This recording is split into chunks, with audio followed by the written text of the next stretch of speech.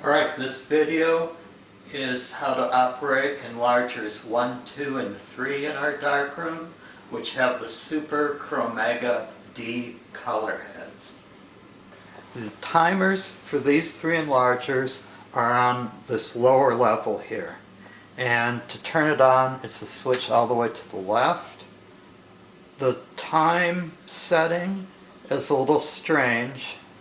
This is the first digit of your number of seconds. This is the second digit of your number of seconds.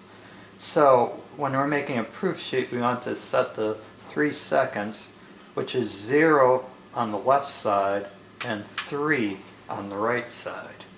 If you find out that you'd want a time of 13 seconds, you turn this to 1 and that equals 13. It's not the most intuitive system. The other controls on here, print means that when you hit expose, the enlarge will go on for the 13 seconds. And when you turn it on to focus, that just keeps the enlarger light on as long as that switch is up. Now there's also a foot switch here. So you can just actually stand on the one that's, and this glows in the dark so you can see it fairly well. The F1 just turns the light on. The expose gives you the 13 seconds. There's one other switch on here, which should always be on the times 1. It also can be on times 0.1.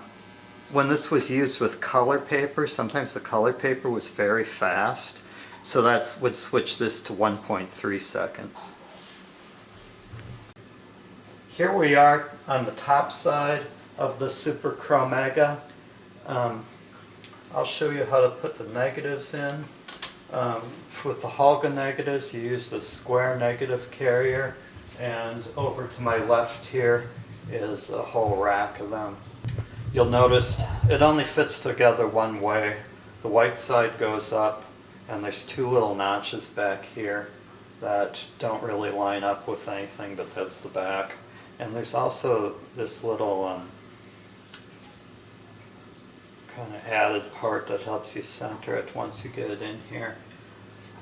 There's a lever on the left of these. You pull it ahead and then pull it to the right, and it'll hold the enlarger head open. And that's what you need to do to put in the negative. And then you pull it ahead to the left and then let it go back to lower it. And you want to make sure that that's down nice and tight, otherwise it's going to leak light and fog prints. The next thing you have to do is pick a focal length of the lens. And you may have seen microscopes like this that have a turret with different lenses. There's one lens for 35mm format, one for 120, and one for 4x5. The one that's for this size negative, the Holga negative, would be the 80mm lens. To change the focal length of the lenses, you need to push in this little silver tab here, and then the lens kind of clicks into place. There, we're back to the 80mm lens that we want to be using. When you're making a small enlargement, maybe the size like 4 inches by 4 inches, the enlarger head will need to be very low. And you turn this crank back here to do that. And also you find that your bellows are down farther to achieve focus when you're making a small enlargement.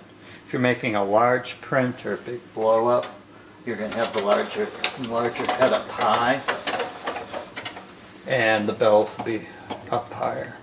There is a lock to lock this elevation setting right here. Usually you won't need to tighten that. These things stay in place pretty well because they're counterbalanced with a spring. But if you notice that you're turning the crank and it's really hard to turn, it's probably because somebody has it locked. So be aware of that. The only other thing that we need to think about is contrast. So the multi-contrast paper that we use has 2 layers. A low contrast layer that's sensitive to yellow light, and a high contrast layer that's sensitive to magenta. If that's set at 0, you have kind of a average contrast, kind of on the flat side. Especially with Holga negatives, you'll find you want more contrast, and you'll be pumping up this magenta. There's a chart here that shows the equivalent to contrast grades when you are adding magenta or yellow.